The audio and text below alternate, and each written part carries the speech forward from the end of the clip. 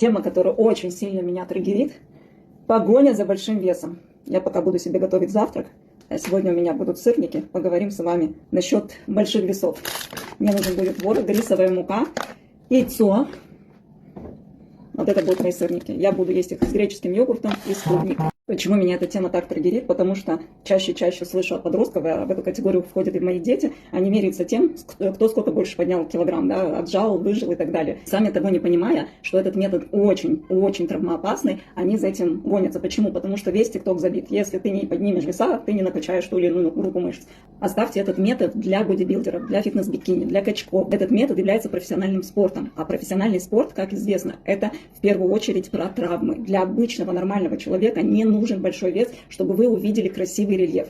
Я более 23, наверное, 3 лет уже в фитнес-индустрии, являюсь тренером. Никогда в своей жизни не подняла штангу более 10 килограмм. Никогда. Достаточно ли количество мышц в моем организме? Да. Сильные ли у меня мышцы? Да. Выносливые? Да.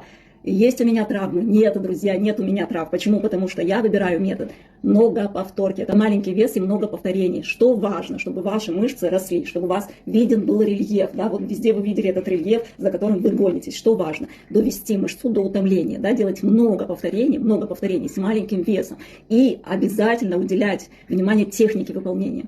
Фундамент красивого тела является крепкое здоровье. А для крепкого здоровья мы выбираем в первую очередь метод много повторки. Да? Маленькие веса, много повторений, идеальная техника и доводим мышцы до утомления. Тогда вы всю жизнь, и после 30, и после 40, и после 50, и дай бог еще дальше, будете в прекрасной форме, у вас не будет никаких травм с опорно-двигательным аппаратом. У вас мышцы будут в тонусе, у вас будет достаточно количества мышц, и все у вас будет прекрасно.